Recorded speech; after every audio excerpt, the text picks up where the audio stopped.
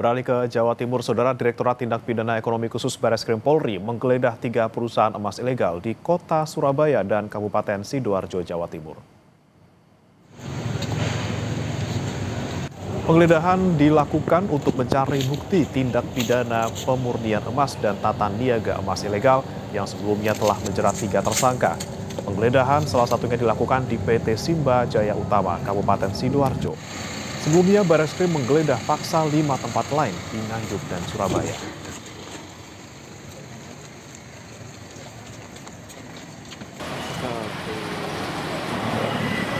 Selain menyidik tindak pidana pemurnian emas dan tata niaga emas ilegal, Bareskrim juga mengusut tindak pidana pencucian uang di kasus ini.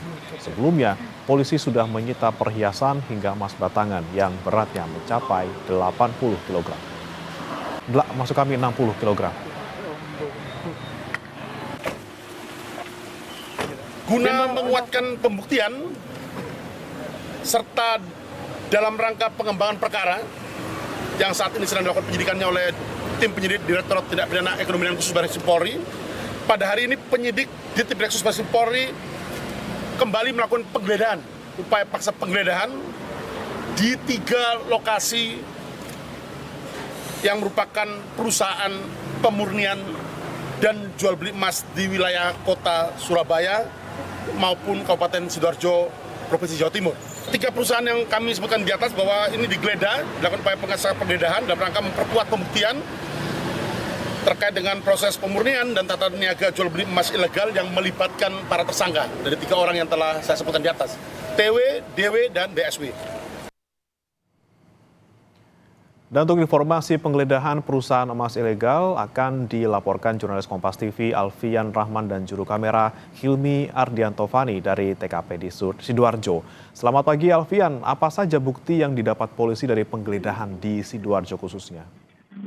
Ya, selamat pagi Istri dan juga saudara. Ada beberapa macam jenis alat bukti yang berhasil disita oleh pihak kepolisian dari Bareskrim Polri. Informasi yang kami dapatkan dari Direktur Tindak Pidana Ekonomi Khusus Bareskrim Polri, Ade Satri Simanjuntak, memang pihaknya telah melakukan penggeledahan di 3 perusahaan, di mana itu terdapat di Surabaya ada 2 dan satunya di Sidoarjo, yaitu PT SDU di Brebek Industri 2 nomor 31 Awaru Sidoarjo, atau tepat di belakang saya melaporkan saat ini. Dari 3 lokasi penggeledahan perusahaan pemurnian emas dan juga perdagangan emas ilegal ini, pihak kepolisian menyita beberapa alat bukti atau barang bukti seperti dokumen transaksi, invoice, pemesanan, termasuk juga ada surat jalan, ada juga beberapa perangkat elektronik yang diduga digunakan untuk mendukung transaksi ilegal. Selain itu juga pihak polisi menyita hampir 60 kg emas, baik itu emas batangan maupun emas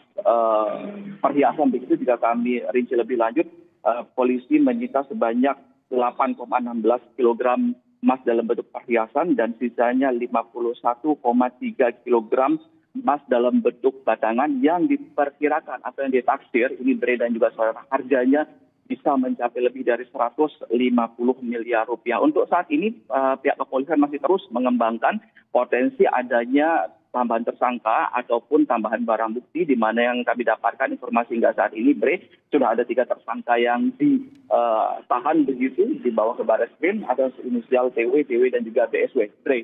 Ya, sejauh ini ada berapa jumlah total saksi yang kemungkinan nanti juga bisa ataupun kemungkinan untuk menambah jumlah tersangka yang sudah ada?